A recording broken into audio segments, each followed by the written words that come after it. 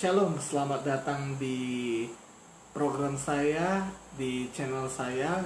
Dan kali ini saya akan membahas mengenai bahwa gereja itu adalah bukan tempat penghukuman.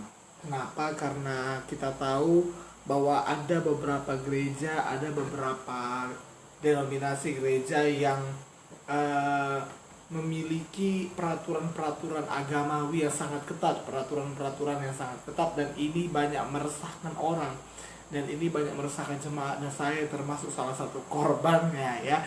Kenapa? Karena gereja bukanlah tempat hukuman. Ya, apa itu gereja? Nah, dalam 1 Petrus 2 ayat 9, gereja itu adalah orang-orang yang dipanggil keluar dari kegelapan kepada terang Tuhan yang ajaib. Untuk apa? Untuk memberitakan perbuatan-perbuatan Tuhan yang besar, untuk memberitakan Injil Tuhan. Ya, jadi gereja itu adalah alat Tuhan. Gereja itu adalah tubuh Kristus ya, untuk meneruskan pekerjaan Yesus yang ada di dunia ini. Karena Tuhan Yesus berkata bahwa kita umatnya, kita murid-muridnya akan melaksanakan, kita akan melakukan pekerjaan-pekerjaan yang besar, bahkan pekerjaan-pekerjaan yang lebih besar yang Tuhan Yesus lakukan. Tuhan Yesus pada masa hidupnya melakukan hal-hal yang baik. Tuhan Yesus pada masa hidupnya melakukan hal-hal yang penuh kasih ya, dimana jika ada orang berdosa, kalau kita tahu dari Yohanes 8 dikatakan bahwa ada perempuan yang kedapatan berzina, Tuhan mengatakan engkau tidak ada, aku pun tidak menghukum engkau, pulanglah, pergilah dan jangan berbuat dosa lagi. Dan itu sebabnya gereja harus terus melakukan itu. Gereja harus terus melakukan apa pekerjaan Yesus yang ada di dunia ini. Dan pada hari ini saya mau buka kepada saudara, saya akan bawakan kepada saudara bahwa gereja itu sebenarnya bukan tempat penghukuman. Kenapa? Karena banyak gereja yang jika ada salah satu jemaatnya atau salah satu pelayannya jatuh ke dalam dosa, maka pemimpin-pemimpin di gereja itu akan menekan ini tadi. Dia akan menekan, akan dihukum, akan ditunjuk bahwa engkau sudah berdosa. Dan inilah yang membuat gereja kurang populer di akhir zaman ini. Inilah yang membuat kemerosotan kuantitas dan kualitas gereja. Ya, itu sebabnya gereja itu bukanlah tempat sarana penghukuman, tapi gereja itu adalah sarana kita datang kepada Tuhan. Dan ketika kita datang kepada Tuhan, kita minta ampun kepada Tuhan, Tuhan mengampuni semua dosa kita. Dan hari ini saya akan buka dari Alkitab bahwa ada perbedaan ya antara orang Farisi dan pemungut cukai. Kita buka dari Lukas 18. Lukas 18 ayatnya yang ke-9 sampai ayatnya yang ke-16. Lukas 18 ayat yang ke-9 sampai ke-14 ya. Lukas 9 ayat 14, Lukas 18 ayat 9 sampai 14 saya bacakan. Dan kepada beberapa orang menganggap dirinya benar dan memandang rendah semua orang lain, Yesus mengatakan perumpamaan ini. Ada dua orang pergi ke bait Allah untuk berdoa. Yang seorang adalah Farisi dan yang lain pemungut cukai. Orang Farisi itu berdiri dan berdoa dalam hatinya begini: Ya Allah, aku mengucap syukur kepadamu karena aku tidak sama seperti orang lain, bukan perampok, bukan orang lalim, bukan pezina, dan bukan juga seperti pemungut cukai ini. Aku berpuasa 2 kali seminggu, aku memberikan 1/10 dari segala penghasilanku. Tetapi pemungut cukai itu berdiri jauh-jauh, bahkan ia tidak berani menengadah ke langit, melainkan ia memukul diri dan berkata, Ya Allah, kasihanilah aku orang berdosa ini. Aku berkata kepadamu, orang ini pulang berubah sebagai orang yang dibenarkan Allah, dan orang lain itu tidak. Sebab barang siapa meninggikan diri, ia akan direndahkan, dan barang siapa merendahkan diri, ia akan ditinggikan. Jadi jelas sekali firman Tuhan ini bahwa orang-orang yang datang kepada Tuhan, orang-orang yang mau datang kepada Tuhan itu adalah orang-orang yang harus rendah hati. Dan dengarkan, Tuhan selalu mengampuni kita. Ya, jika kita sudah berbuat dosa, ketika kita sudah jatuh ke dalam dosa, maka Tuhan tetap mengampuni kita. Jika kita mau datang kepadanya, kita mau mengaku dosa kita kepadanya, maka Tuhan akan mengampuni segala dosa-dosa kita. Adalah satu hal yang bodoh yang mengatakan jika saya menentang hal ini, dimana jika misalnya kita berbuat dosa lalu kita dihukum oleh gereja, kita langsung ditunjuk, kita langsung dimarah-marahi. Saya kurang setuju dengan hal ini ya, karena Alkitab pun mengatakan bahwa kita harus menegur sesama kita dengan kasih, ya, dengan kasih. Menurut pengalaman saya sudah konfirmasi ini dengan salah satu hamba Tuhan besar di kota Medan ini, dan dia mengatakan itu tidak dosa. apa itu? Biar ya, saya buka saja. Yaitu memposting foto dengan pasangan. Dan itu foto-foto biasa. Saya konfirmasi, saya dipanggil. Lalu karena saya nggak damai, saya down. Saya dipanggil. Lalu saya sebelum saya dipanggil saya udah katakan. Waktu saya dipanggil saya katakan, apalagi dosaku, apalagi salahku. Enggak dosa, enggak salah. Tapi habis itu dibilang, lebih bagus kau mencuri daripada kau berzina. Ih, yang berzina siapa? Inilah gereja di akhir zaman ini. Saya tidak menyerang siapa-siapa di situ, tapi saya tidak mau ada lagi orang-orang yang menjadi korban gara-gara orang-orang yang dalam bahasa saya sok suci di gereja ya. Nah, jadi saya konfirmasi dengan salah satu hamba Tuhan yang boleh saya katakan spesialis dalam dunia anak-anak muda, dalam dunia percintaan. Saya katakan, pastor, apakah salahkah tingkah saya seperti itu? Yang saya post itu adalah foto-foto biasa ya.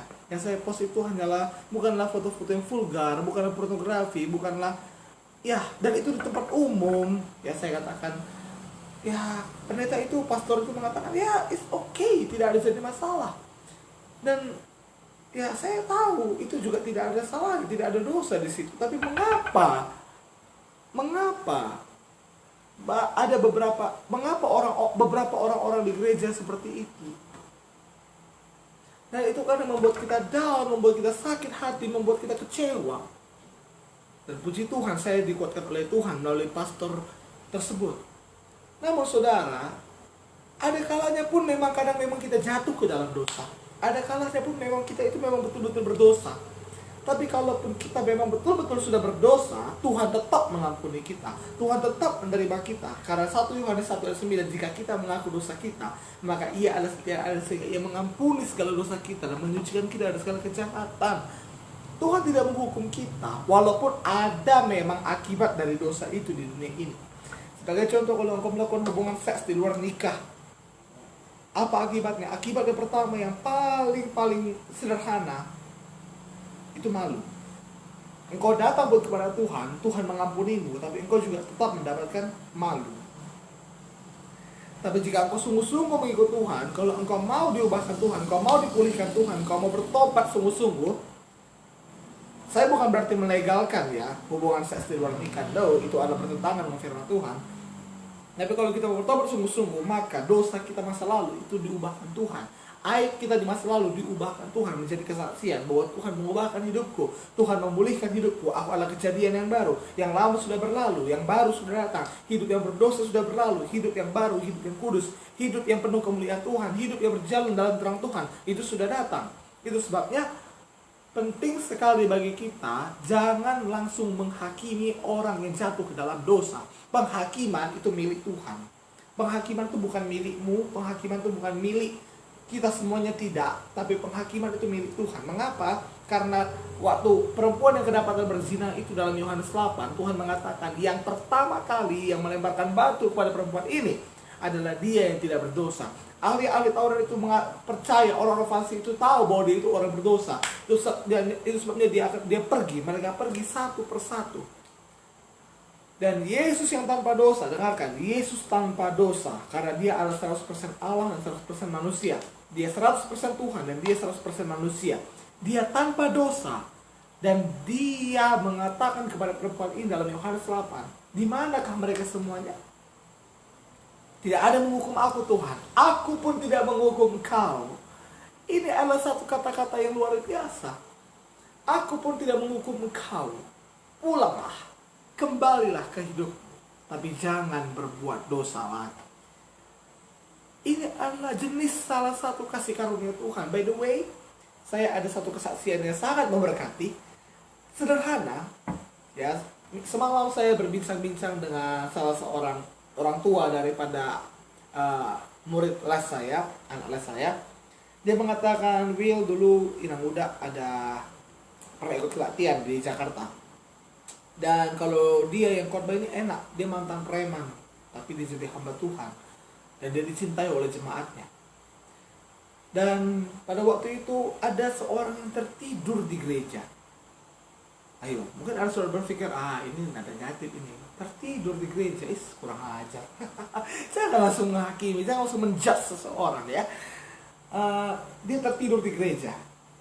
Lalu saya pikir respon pendeta itu membangunkannya. Tapi apa respon pendeta itu? Dia mengatakan di atas mimbar, biarkanlah dia tidur.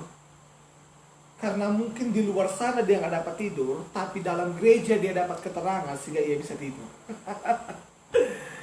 Saya percaya kalau misalnya dia itu, orang yang tertidur itu adalah orang yang baru datang pertama kali atau baru saja di gereja itu, lalu pendeta itu mengatakan, bangun kau, dasar kau orang yang tidak mau ketang. Saya percaya minggu depan dia akan datang lagi ke gereja itu.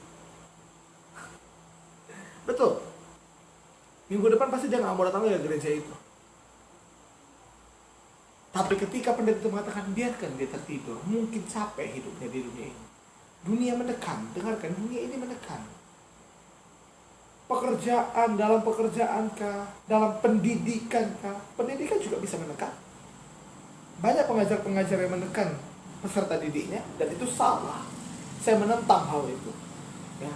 Jadilah pengajar yang tegas, namun friendly dengan peserta didiknya. Oke, ini mimbar agama, bukan mimbar pendidikan.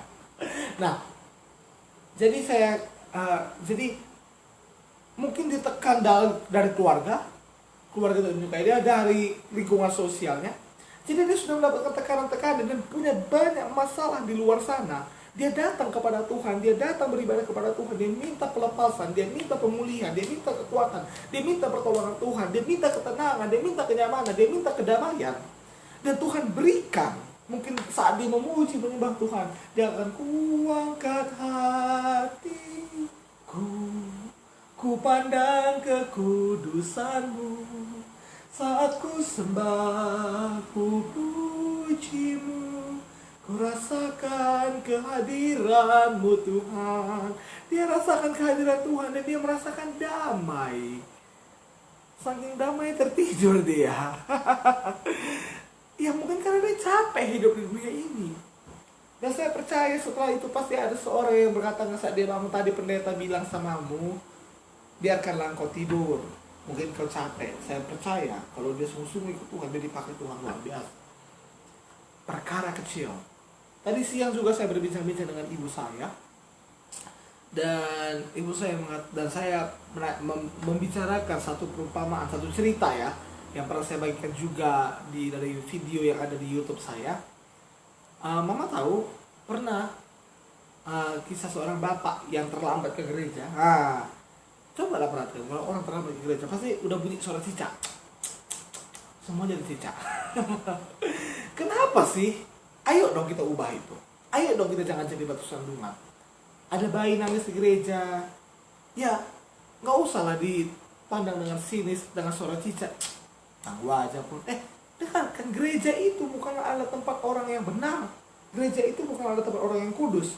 Tapi tolong ya, jangan ada yang mengedit video ini dengan tidak jelas ya. Saya mau menyambung hal yang tadi. Gereja bukanlah tempat orang yang kudus atau orang benar, tapi gereja adalah tempat orang yang dikuduskan dan dibenarkan oleh darah Yesus. Kenapa? Karena semua orang sudah berdosa. Orang yang menjudge saya, orang yang menghakimi saya itu adalah orang berdosa. Betul? Orang yang mengatakan saya najis, itu juga orang berdosa. So ngapain kita saling menjudge? Ngapain kita saling menghakimi? Ya tapi kita supaya bertumbuh. Enggak kayak gitu caranya. Buktinya saya nggak bertumbuh. Ya tapi kalau kau nggak patuh, diamlah kau. Ya, bukan kayak gitu caranya. Kalau memang dia mau bertobat, tegur dengan kasih, bukan dengan menunjuk-nunjuk, bukan dengan menghukum. Saya seorang yang belajar psikologi, khususnya psikologi pendidikan. Dan dalam psikologi pendidikan, dalam membangkitkan motivasi belajar peserta didik, itu ada dua. Yang pertama punishment, hukuman. Yang kedua itu apresiasi kita. Kalau dia tidak mengerjakan tugas, maka pasti dia takut karena ada hukuman. Tapi kalau ada juga apresiasi, kalau aku kerjakan tugas, aku bisa dapat nilai yang tinggi, atau aku bisa diberikan hadiah sama orang tua. Tentu dia akan mengerjakan yang sesuai, yang motivasi itu ada apresiasi. Jika seorang mengerjakan sesuatu karena hukuman, karena takut pada hukuman, maka dia gak akan suka cita melakukannya. Maka dia akan penuh dengan keluh kesah. Maka dia akan penuh dengan ketakutan. Tuhan memberikan kepada kita bukan roh ketakutan. Ingat baik-baik. Tuhan memberikan kepada kita bukan roh ketakutan, melainkan roh yang memberikan kekuatan, kasih, dan ketertiban. Itu sebabnya Tuhan gak mau kita takut. Siapa yang bisa buat kita takut? Setan yang bisa buat kita takut. Jadi hati-hati kalau menghakimi orang. Entah engkau adalah setan. Ya, karena setan itu menghakimi, setan itu akan menuduh, setan itu mengintimidasi. Ya. Jadi jangan ada orang yang datang ke gereja, orang berdosa datang ke gereja, dia mau bertobat, dia mau sungguh-sungguh ikut Tuhan, dia mau melayani Tuhan, dia mau dipulihkan Tuhan. Lalu engkau katakan, engkau orang najis, engkau orang berdosa, engkau punya masa lalu yang buruk, engkau tidak layak bagi Tuhan. Dekatkan, kok bisa kau bilang kayak gitu? Sedangkan engkau juga orang berdosa. Itu sebabnya jangan hakimi orang, jangan jadi batu sandungan bagi orang lain. Dan jangan sampai buat orang kecewa kepada Yesus gara-gara dirimu. Jangan buat orang kecewa kepada gereja gara-gara dirimu. Mari kita menjadi hamba-hamba Tuhan, pelayan-pelayan Tuhan. Ini bukanlah kasih karunia dimurah-murahkan, tapi memang inilah jenis kasih karunia Tuhan. Ketika kita sudah selamat pun, lalu kita jatuh lagi ke dalam dosa, Tuhan tetap mengampuni kita. Apapun dosa kita. Dalam buku Yesaya dikatakan, merah seperti kirmizi pun dosamu. Merah saga, Tuhan bisa ubahkan seperti putih seperti bulu domba, seperti salju. Itulah kebaik-baiknya Tuhan itu. Kalau Tuhan aja tidak menghukum, kok kau yang menghukum? Tapi kan supaya tidak ada lagi yang tidak ada lagi yang mengikutinya, supaya dia jerah. Kalau dia nggak jerah, dia nggak akan kembali kepada Tuhan. Saudara bisa mengerti maksudnya? Kalau dia tidak jerah, maka dia nggak akan kembali kepada Tuhan. Dia kembali kepada Tuhan. Dia bertobat. Artinya dia udah jerah. Dan setan sudah menghukum, setan sudah menekan dia saat dia masih dalam dosanya, saat dia masih dalam kesalahannya, setan menekan. Karena ketika ada dosa, maka ada celah bagi setan untuk datang. Dan dia mau bertobat, dia mau dipulihkan hidupnya. Datang kau tekan lagi. Please, mohonlah. Jangan jadi orang-orang Farisi yang kita baca tadi. Jangan jadi orang munafik. Yang kau datang di gereja, kau katakan, Tuhan, aku orang benar. Aku orang kudus. Aku bayar persepuluhan. Aku puasa 2 kali seminggu. Aku gak kayak dia. Aku gak kayak orang itu. Aku gak perampok kayak dia. Aku gak najis kayak dia. Aku gak pacaran kayak dia. Gak laku loh. Tapi pemungut cukai ini, dia menangis. Dia tidak, dalam terjemahan lainnya, dia tidak berani menengadah ke langit. Dia tersungkur kepada Tuhan. Dia berkata, berikan belas kasihanmu kepada Tuhan. Kasihanilah aku orang berdosa ini. Ampuni aku Tuhan. Ampuni aku Tuhan. Ampuni aku Tuhan. Dan Yesus mengatakan dalam ayatnya yang ke-14, apa katanya? Orang pemungut cukai itu dibenarkan oleh Allah, sedangkan orang Farisi itu tidak.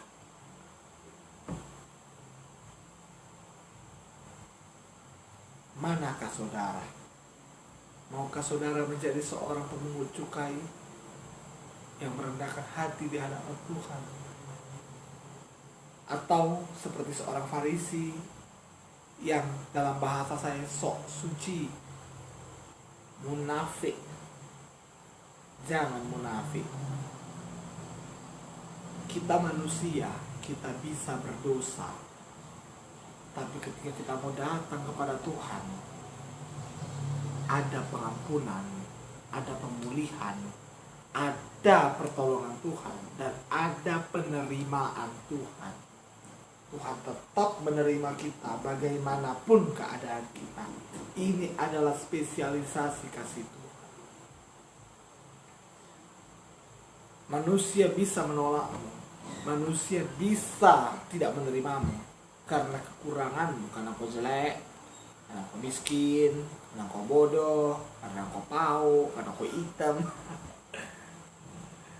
Tapi Tuhan tidak memandang rupa. Tuhan memandang hati. Ketika hati kita bersungguh kepadanya, mau menyerahkan hidup kita kepadanya, kita bertobat sungguh-sungguh, maka Tuhan mengampuni kita. So, gereja bukan tempat penghukuman. Gereja tempat pengampunan. Gereja tempat pemulihan. Dalam gereja engkau bertemu dengan Tuhan. Ya, kita adalah gereja tubuh Kristus, tapi juga organisasi yang ada di gereja itu. Engkau datang hari Minggu ke gereja beribadah kepada Tuhan, bukan untuk ditunjuk-tunjuk. Oh, 1 minggu ini berapa kali kau najis? 1 minggu ini berapa kali kau berbohong? Engkau gak perlu akui itu kepada hamba Tuhan. Engkau tidak perlu akui dosamu kepada pendeta. Kenapa? Karena pendeta gak mati untukmu. Engkau akui dosamu kepada Tuhan. Kenapa? Karena Yesus yang mati untukmu. Untuk apa kau akui dosamu kepada pendeta? Ini adalah tentang Martin Luther pada masa reformasi, ya, Protestan. Jadi saudaraku, adalah hal yang bodoh bagi kita ya, yang menghakimi orang, yang mengatakan orang berdosa, kau najis.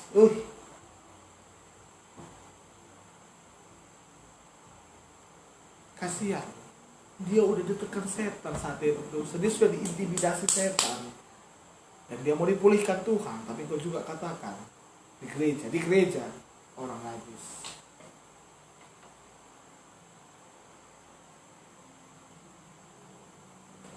Baik Tuhan, Yesus sayang pada kita semua. Tuhan sangat mengasihi kita. Yesus sayang sama kita. Yesus sayang sama saudara semua.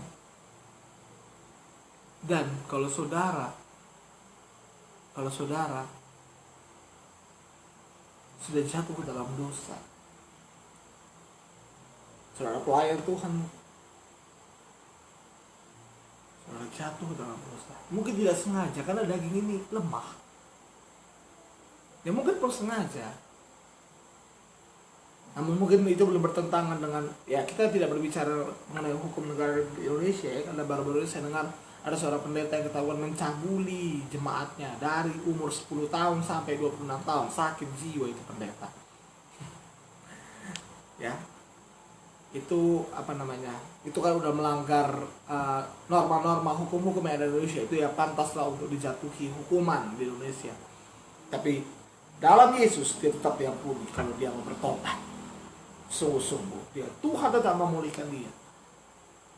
Inilah jenis kasih Tuhan. Jadi kalau misalnya kita mungkin seorang pelayan Tuhan, seorang jemaat, ya, seorang pelayan apapun di gereja, kalau kita sudah jatuh ke dalam dosa, mari kita datang pada Yesus, bertobat seperti pemungut cukai itu, datang bersujud di hadapan Tuhan. Dan Tuhan akan berkata, aku pun tidak menghukum engkau, pulanglah dan jangan berbuat dosa lagi. Itu yang pertama. Yang kedua, engkau mungkin ada temanmu, ada teman kita yang jatuh ke dalam dosa. Tahu kita dia jatuh ke dalam dosa. Please, jangan ditekan. Jangan ditunjuk. Aku tengok kau. Tengok kau pergi sama pacarmu. Mana kan? Ibaratnya ke Carrefour dia. Ya, makan enak dari sana. Tapi itulah karena manusia ini ya, cepat kali berburuk sangka. Mana kalian? Jangan. Tanyakan baik-baik. Kemana kalian? Oh, ke Carrefour. Apain? Makan? Ya sudahlah. Emang bisa melakukan hubungan yang salah dalam waktu makan? Ya. Jangan langsung. Dan kalau memang ada orang itu dia memang jatuh ke dalam dosa, kita tegur dalam kasih. Kita katakan sudahlah, sudah berlalu kan, sudah selesai kan. Apa karena dengan hukuman itu dia waktu bisa terulang lagi dan dia nggak jadi melakukan dosa? Enggak kan, udah terjadi kan. So ya sudahlah. Bagiannya sekarang kau bertobat sungguh-sungguh, minta ampun sama Tuhan. Sudah, bereskan dosamu, ikuti Tuhan sungguh-sungguh. Itu akan jauh lebih baik. Dan kalau seperti itu, tidak ada lagi perpecahan di antara gereja. Tidak ada lagi orang-orang yang down gara-gara orang-orang di gereja. Satu lagi, menurut penelitian saya, tolong senyum. Penerima tamu, senyum. Saya membiasakan diri kalau senyum itu sesuai dengan etika bisnis dalam senyum. Mana tangan itu ya berjabat tangan itu rapat dan mata saya itu besar. Karena orang mengejek saya, kenapa matamu? Tahu ya Pak? Maka kan itulah cepat kali menjudge orang. Nah, padahal memang itu yang benar. Itu yang benar. Kalau engkau mau jadi orang besar, kau harus tahu berjabat tangan seperti apa. Ya, kau jabat tangan nggak boleh kayak gini aja, nggak boleh. Kau jabat tangan dengan baik, dengan mantap, kau jabat tangannya. Ya, kalau di gereja kami haleluya, pakai haleluya kan, saya masuk haleluya Bu, haleluya gitu. Dengan bagus saya salam. Dia, betul, pengen kali aku tegur, karena masih mudanya aku. Ya, pelayan Tuhan, mari kita murah senyum, ya, karena itu memancarkan kasih Tuhan, memancarkan kemuliaan Tuhan, jadi bintang saudara di tengah kegelapan dunia ini, di tengah corona yang sangat-sangat luar biasa mengejar Indonesia. Saya baru dapat berita 60 orang lebih terkena corona di Indonesia. Dalam nama Yesus tidak ada yang kena corona. Hati yang gembira adalah obat. Jadi kalau kau senyum,